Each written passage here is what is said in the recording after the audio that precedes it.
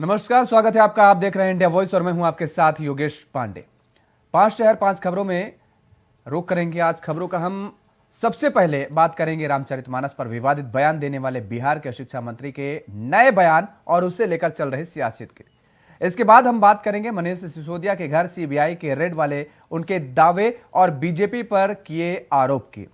तीसरी बड़ी खबर होगी, केंद्रीय सड़क परिवहन मंत्री नितिन गडकरी को जान से मारने की धमकी मिली है। उसके बाद हम चौथी खबर पर नजर डालेंगे, जिसमें यूपी में एमएलसी चुनाव को लेकर यूपी में हुई सांसदों और विधायकों के साथ संगठन की अहम बैठक की। बुलेटिन के आखिर में हम बात करेंगे दरकते जोशीमठ की। तो चलिए शुरुआत करते हैं सबसे पहले बिहार से, जहां पर बिहार के शिक्षा मंत्री प्रोफेसर चंद्रशेखर ने एक बार फिर से रामचरितमानस को लेकर विवादित बयान दिया। चंद्रशेखर ने फिर से रामचरितमानस को नफरत फैलाने वाला ग्रंथ बताया है, जिस पर संत समाज में भारी आक्रोश है। वहीं इसको लेकर पटना में भाजयुमो ने मंत्री का पुतला फूंका, तो दूसरी तरफ जेडीयू ने भी उन पर हमला बोला। वहीं आरजेडी के कुछ नेता उनके समर्थन में बयान देते नजर आ रहे हैं।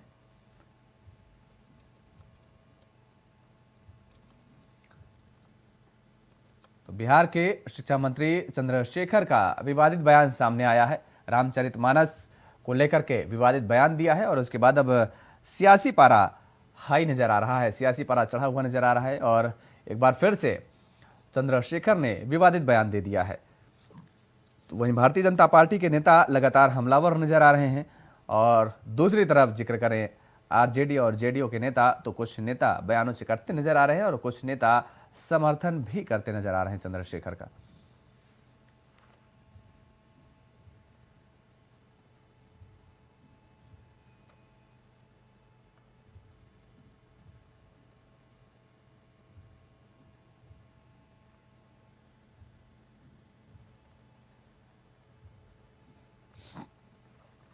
और इसी खबर पर ज्यादा जानकारी के साथ दिनकर आनंद हमारे साथ, हमारे संवाददाता सीधे लाइव जुड़े हुए हमारे साथ।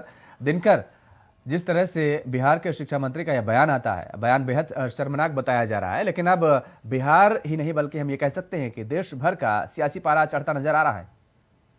योगेश, आपको बता दूं कि ये जो बयान है ये आरजेडी के लिए अब गले का फांस बन चुका है। इस बयान के बाद आरजेडी और जेडीयू में तो तकरार हो ही रही है, आरजेडी में भी दो धड़ बन चुके हैं। एक तरफ शिवानंद तिवारी हैं जो कि राष्ट्रीय उपाध्यक्ष हैं, तो दूसरी तरफ जगदानंद सिंह है जो कि प्रदेश अध्यक्ष हैं। जगदानंद सिंह ने इस बयान का आज समर्थन किया मीडिया के सामने, तो वहीं शिवानंद तिवारी ने कहा कि बिना लालू यादव और बिना तेजस्वी यादव के कोई पार्टी कोई स्टैंड नहीं ले सकते। और इस पे उन्होंने कहा कि हम इनका विरोध करते हैं क्योंकि हम समाजवाद के पुरोधा हैं। राम मनोहर लोहिया ने भी यहाँ तक कि रामायण मेला हमेशा करवाया करते थे वो। योगेश, बिल्कुल दिनकर, लेकिन क्या आरजेडी को इस बात का एहसास नहीं है या जेडीयू को इस बात का एहसास नहीं है, या फिर शिक्षा मंत्री चंद्रशेखर को इस बात का एहसास नहीं है, या फिर जानकारी नहीं है कि जब भी राम को, प्रभु राम को लेकर के सियासत हुई है तो फायदा सबसे ज्यादा किस पार्टी को हुआ है?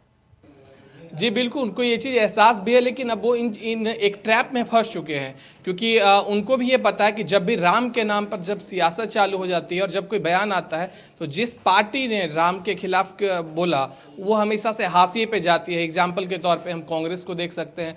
कांग्रेस की आज स्थिति क्या है, एक समय कांग्रेस 414 पे थी और आज 54 पे आ चुकी है।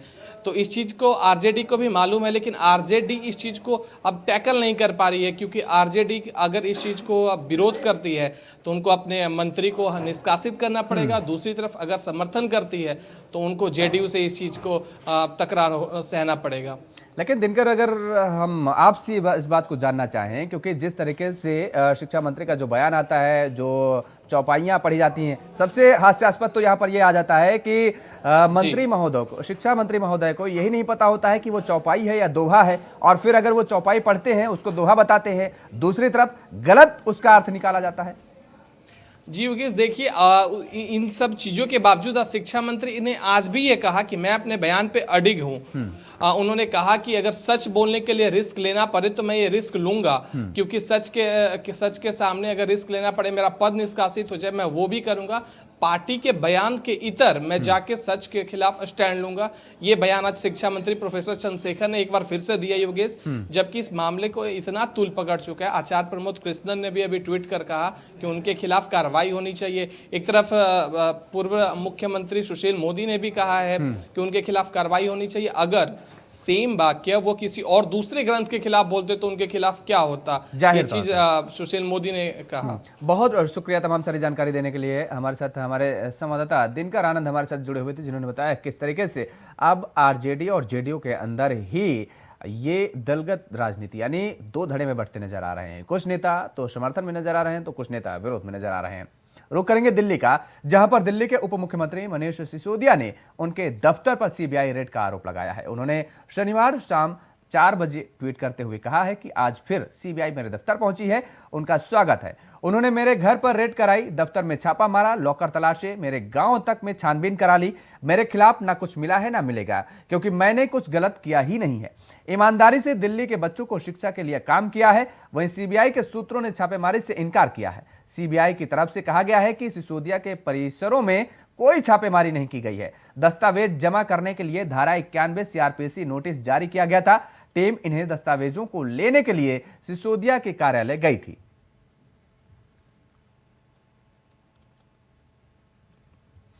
और इसी खबर पर ज्यादा जानकारी के साथ हमारे संवाददाता नितिन चौधरी हमारे साथ सीधे लाइव जुड़े हुए हैं। नितिन, क्या पूरा मामला है? मनीष सिसोदिया ने आज फिर इस बात की जानकारी दी है कि सीबीआई उनके दफ्तर पर पहुंची थी, छापेमारी की बात की जा रही है, लेकिन वहीं सीबीआई की तरफ से सूत्रों के हवाले जो खबर सामने निकल करके आ रही है, ये कहा जा रहा है कोई छापेमारी नहीं की गई।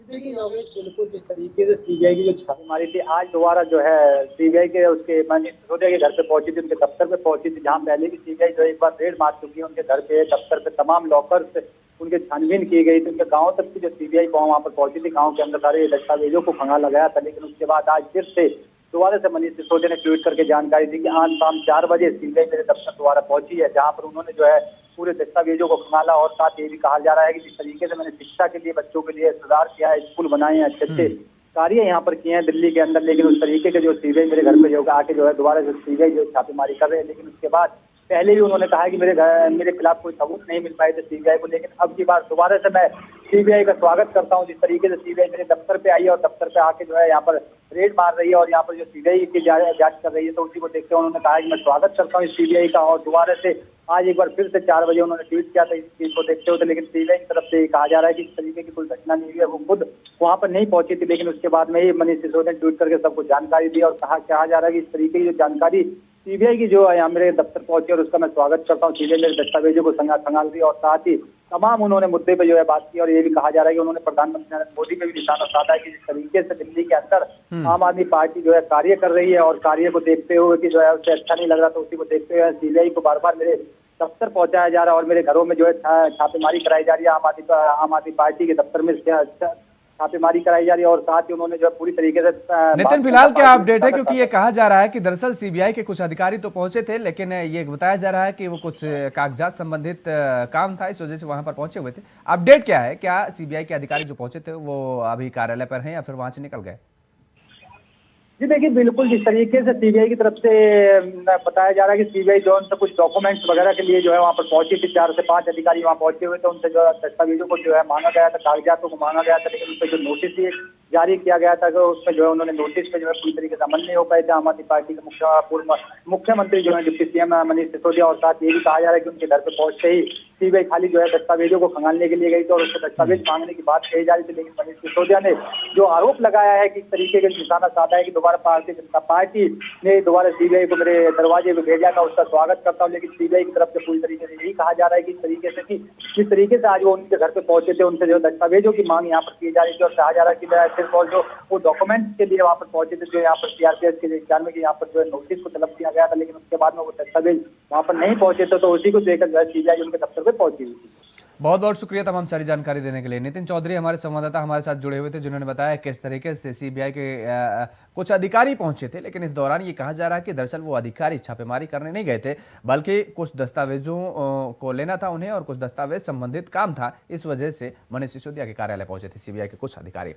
वहीं केंद्रीय मंत्री नितिन गडकरी को एक धमकी भरा फोन आया है, जिसमें उन्हें जान से मारने की धमकी दी गई है। यह फोन कॉल नितिन गडकरी के कार्यालय के लैंडलाइन नंबर पर पहुंचा है। फोन करने वाले अज्ञात व्यक्ति ने गडकरी को धमकी दी है, यह भी कहा है कि उनके कार्यालय को बम से उड़ा दिया जाएगा। धमकी देने वाले शख्स ने 3 बार लैंडलाइन पर फोन किया।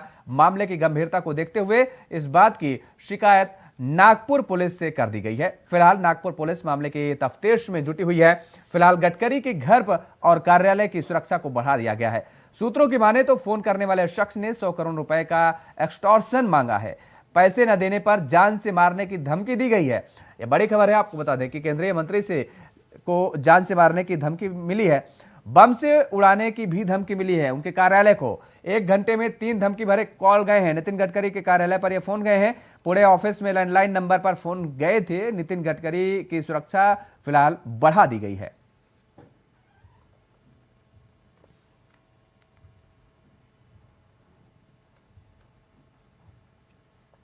और इसी खबर पर ज्यादा जानकारी के साथ हमारे सहयोगी शिवम सोनी फोन लाइन पर बने हुए हैं।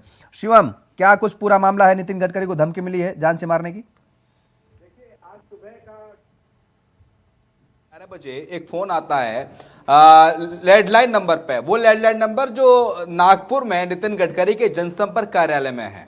उस टेलीफोन पर एक फोन आता है। अपने आप को वो डी कंपनी का मुखिया बताता है। वो भी कौन? दाऊद इब्राहिम बताता है अपने आप को और कहता है कि मैं दाऊद बोल रहा हूं और 100 करोड़ रुपए मुझे चाहिए। अगर 100 करोड़ रुपए मुझे नहीं मिले तो फिर मैं मार डालूंगा आपको। जान से मारने की धमकी दी गई, दफ्तर को उड़ाने की धमकी दी गई कि आपको एक घर को उड़ा दिया जाएगा। इस तरह की तमाम धमकी ठीक है 11:30 बजे 11:30 पे। और एक अगला फोन आता है ठीक 10 मिनट बाद 11:40 पर। और अपने आप को डी कंपनी का मुखिया कहता है दाऊद इब्राहिम। ये मैं दाऊद बोल रहा हूं। हालांकि जैसे ही इसकी शिकायत महाराष्ट्र पुलिस से की गई, नागपुर पुलिस तत्काल हरकत में आती है। नितिन गडकरी के घर के बाहर सुरक्षा व्यवस्था को पुख्ता कर दिया जाता है। उनके ऑफिस के बाहर सुरक्षा की व्यवस्था बढ़ा दी जाती है। लेकिन फिलहाल क्या वाकई में डी कंपनी के मुखिया ने फोन किया था दाऊद इब्राहिम ने? क्या ये वाकई में फोन डी कंपनी की ओर से किया गया था? ये दुबई से फोन आया था? कहां से फोन आया था? पुलिस फिलहाल इस मामले में अभी फिलहाल कोई कुछ नहीं कह पाई है। कोई स्टेटमेंट पुलिस के द्वारा नहीं दिया गया। लेकिन हाँ, जांच पड़ताल की जा रही है कि ये फोन किसके द्वारा आया था, क्यों किया गया था, क्या ये महज परेशान करने के लिए ये किसी की हरकत थी या कोई साइको व्यक्ति इसने फोन कर दिया था। लेकिन हाँ, मामला बड़ा हो जाता है क्योंकि केंद्रीय सड़क एवं परिवहन मंत्री देश के शुमार नेताओं में से एक नागपुर से सांसद नितिन गडकरी के यहाँ पर नागपुर में जनसंपर्क दफ्तर में जब फोन पहुंचता है और 100 करोड़ की फिरौती मांगी जाती है और 100 करोड़ की फिरौती ना देने पर जान से मार देने की धमकी योगेश, और इसके साथ साथ घर को उड़ा देने की धमकी, दफ्तर को उड़ा देने की धमकी। फिलहाल सुरक्षा व्यवस्था में इजाफा किया गया और सुरक्षा चौकस कर दी गई है। बेहद गंभीर मामला है शिवम, और देश के शुमार नेताओं में नाम है नितिन गडकरी का। और ऐसे में कितनी गंभीरता से पुलिस का हम जिक्र करें या जांच एजेंसियों का हम जिक्र करें, कितनी गंभीरता से इस मामले को लेते हुए नजर आ रही हैं? क्या कोई टीमों का गठन किया गया है पूरे जांच पड़ताल को लेकर के? देखिए, जैसे ही शिकायत की गई पुलिस में, पुलिस एकदम हरकत में आ गई। महाराष्ट्र के जो डीजीपी हैं उन्होंने तत्काल आदेश दिए इस पूरे मामले की जांच पड़ताल के। पुलिस की अलग अलग एजेंसियां इस पूरे मामले की पड़ताल कर रही हैं।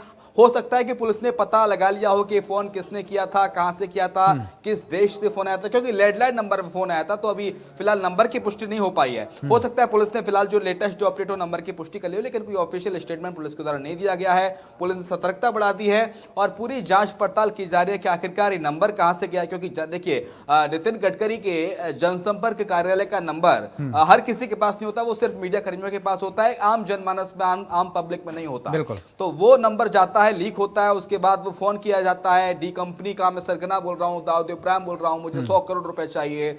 और जाहिर सी बात है, अगर दाऊद इब्राहिम अगर धमकी देगा तो पुलिस को भी सोचना चाहिए तो दाऊद इब्राहिम 100 करोड़ रुपए की फिरौती क्यों मांगेगा? अगर दाऊद इब्राहिम को फिरौती मांगनी है तो फिर वो ज्यादा लंबी फिरौती मांगे। हो सकता है कि डी कंपनी का फोन ना हो सकता है कि डी कंपनी का फोन हो, लेकिन कोई भी अगर इस तरह का फोन कॉल करता है तो जब भी दाऊद इब्राहिम की तरफ से, डी कंपनी की तरफ से धमकियां दी गई हैं तो डी कंपनी के किसी व्यक्ति के द्वारा दी गई है, डी कंपनी के किसी गैंगस्टर के द्वारा धमकी दी गई है। खुद दाऊद इब्राहिम फोन करते हुए नजर नहीं आए। अगर पिछले इतिहास को, पिछले रिकॉर्ड को, अगर डी कंपनी के रिकॉर्ड को खंगाला जाए तो। लेकिन पुलिस के लिए देखने वाली बात अहम योगेश ये होगी, क्योंकि देखिए दाऊद इब्राहिम भी महाराष्ट्र से आते हैं, मुंबई से आते हैं, फिलहाल वो फरार चल रहे हैं। कभी पाकिस्तान में उनके पाए जाने की सूचना मिलती है, कभी दुबई में पाए जाने की सूचना मिलती है। और डी कंपनी अगर फोन वाकई में कर रही है तो पुलिस इस पूरे मामले को गंभीरता से कितना लेगी जाएगी और क्या वाकई में डी कंपनी की गिरफ्तारी को लेकर, दाऊद इब्राहिम की गिरफ्तारी को लेकर क्या फिर से एक बार सरगर्मी तेज हो सकती है? क्योंकि लगातार चाहे हिंदुस्तान में कितनी ही सरकार रही हो, यूपीए की सरकार रही हो या फिर भारतीय जनता पार्टी की, दाऊद इब्राहिम की गिरफ्तारी को लेकर आवाज बुलंद होती रही है हिंदुस्तान में। अगर वाकई में अगर ये डी कंपनी की तरफ से फोन आया है, दाऊद इब्राहिम की तरफ से फोन आया है, तो फिर इसे एक बार ये पूरा मामला सियासी रूप ले सकता है और बेहद चिंताजनक है। बहुत बहुत शुक्रिया तमाम सारी जानकारी देने के लिए। शिवम हमारे सहयोगी हमारे साथ जुड़े हुए थे, जिन्होंने बताया किस तरीके से धमकी मिली है नितिन गडकरी को। उधर यूपी में शिक्षक और स्नातक एमएलसी चुनाव के मद्देनजर बीजेपी प्रदेश कार्यालय में बैठक हुई। इस दौरान एमएलसी चुनाव में जीत का लक्ष्य देते हुए अपील की गई कि रणनीति बनाकर कार्यकर्ताओं को प्रत्येक वोटर तक पहुंचाया जाए और इस काम में प्रदेश सरकार के मंत्री, विधायक और सांसद आपसी समन्वय के साथ चुनाव प्रचार अभियान में जुटे। आज प्रदेश अध्यक्ष और संगठन महामंत्री जी के साथ एक चर्चा हुई है और चर्चा का विषय जो 5 आने वाले जो चुनाव हैं एमएलसी के, उसके बारे में हुआ है और उसको गंभीरता पूर्वक किस प्रकार से भारतीय जनता पार्टी जीतेगी उस पे एक डिटेल प्रकार से मार्गदर्शन प्रदेश अध्यक्ष जी का और संगठन महामंत्री जी का मिला है।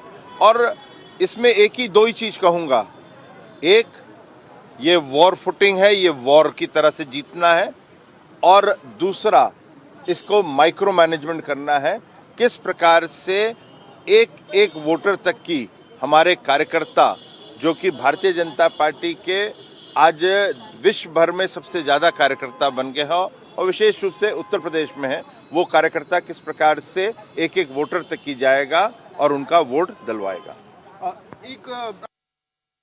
इसी खबर पर ज्यादा जानकारी के साथ हमारे संवाददाता प्रियम पाठक हमारे साथ सीधे लाइव जुड़े हुए हैं लखनऊ से। प्रियम, क्या कुछ जानकारी है? आज भारतीय जनता पार्टी की बैठक की गई, आने वाले चुनाव की रणनीति बनाई गई, वहीं अगर विपक्षी दलों का जिक्र हम करें तो उनकी कितनी तैयारी है? देखिए, बिल्कुल बीजेपी में चल रहा है कि आगामी जो चुनाव है, चाहे वो विधान परिषद के चुनाव हो, चाहे फिर वो नगर निकाय का चुनाव होना, और सबसे अहम 2024 में जो बीजेपी की एक बड़ी अग्नि परीक्षा है लोकसभा चुनाव को लेकर, उसको लेकर हो, सभी को लेकर लगातार बीजेपी प्रदेश मुख्यालय से लेकर जिला स्तर तक बैठकों का दौर जारी है। और आज भी इसी के चलते एक हाई प्रोफाइल बैठक जो है पार्टी प्रदेश मुख्यालय पर हुई, जिसकी अध्यक्षता प्रदेश अध्यक्ष भूपेंद्र चौधरी कर रहे थे। उनके साथ इस बैठक में संगठन महामंत्री धर्मपाल सिंह भी मौजूद रहे और उसके अंदर इस बात को लेकर चर्चा हुई कि कैसे माइक्रो लेवल तक जाकर लोगों से कनेक्ट होना है, किस तरीके से जो मतदाता हैं उनको अपने साथ लाना है, उनको जोड़ना है, ताकि उनका जो कहीं ना कहीं रुझान है वो भारतीय जनता पार्टी की ओर हो।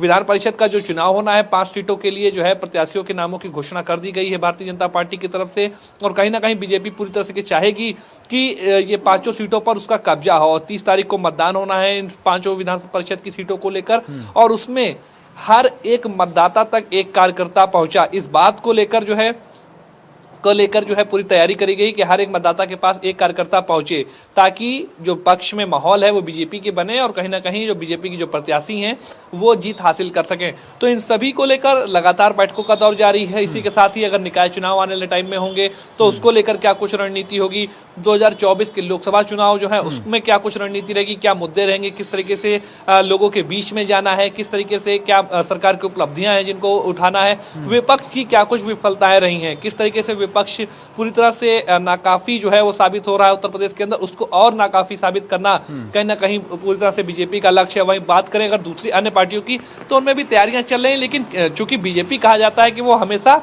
चुनावी मूड में रहती है और लगातार उसमें बैठकें चलती रहती हैं, रणनीति बनती रहती है, और कहीं ना कहीं यही शायद एक खास वजह है कि अगर आप देखें तो लगातार पिछले कुछ सालों के अंदर बीजेपी का जो प्रदर्शन रहा है वो बेहतर रहा है, और जो अन्य पार्टियां जिनका एक दबदबा रहा है एक समय में प्रदेश के अंदर या देश के अंदर, वो कहीं ना कहीं अपने अस्तित्व के भी कहीं ना कहीं आज खोज करती हुई नजर आ रही हैं। और यही वजह है कि अगर आप देखें तो बीजेपी में लगातार बैठकों का दौर जारी है। अन्य पार्टियों में जरूर अंदर रूप से जो है रणनीति बनाई जा रही है। उत्तर प्रदेश में मुख्य रूप से विपक्षी पार्टी की भूमिका में समाजवादी पार्टी है, अखिलेश यादव भी बैठकें कर रहे हैं, लेकिन उस तरीके से तैयारियां कहीं ना कहीं नजर नहीं आ रही जिस तरीके से भारतीय जनता पार्टी करती हुई दिख रही है।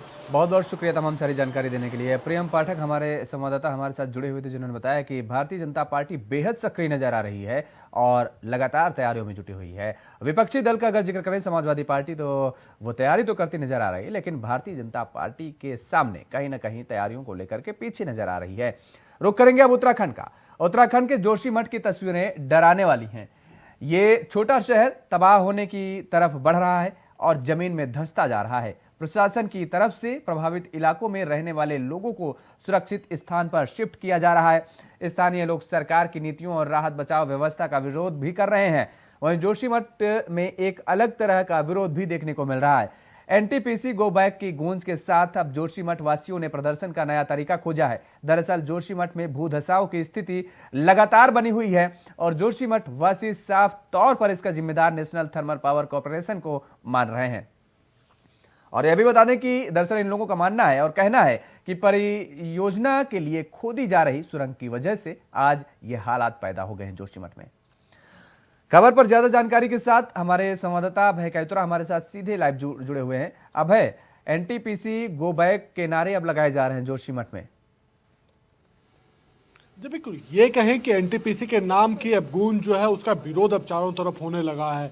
एनटीपीसी के इस नाम को लेकर स्थानीय जनता तो विरोध कर रही है, जो विपक्षी दल है वो भी अब एनटीपीसी से सीधे तौर पर स्थानीय जनता को मुआवजा देने की बात वो कर रहे हैं। 2004 में जो समझौता वहां पर हुआ था, ये कह सकते हैं कि जब ये परियोजना शुरू की गई थी तो उस दौरान एनटीपीसी ने स्थानीय जनता के साथ उनकी चल अचल संपत्ति को नुकसान को लेकर एक समझौता करने की बात वहां पर करी थी। अब उसी समझौते के तहत ये कह सकते हैं कि स्थानीय जनता एनटीपीसी से अपना मुआवजा वहां पर मांग रही, क्योंकि एनटीपीसी के इन्हीं प्रोजेक्ट्स के निर्माण के चलते जो वहां पर इस समय जो खतरा उत्पन्न हुआ है, जो दरारें वहां पर जोशीमठ शहर पर आई है, खतरे की जो दरारें वहां पर उभर कर आई है, उस पर अब स्थानीय जनता उनसे मुआवजे की मांग वहां पर कर रही है। विपक्षी दल कांग्रेस ने भी एनटीपीसी से सीधे तौर पर इस बाबत मुआवजा देने की मांग करी है। राज्य सरकार से इस पहल को करने की बात विपक्षी तरफ से की गई है।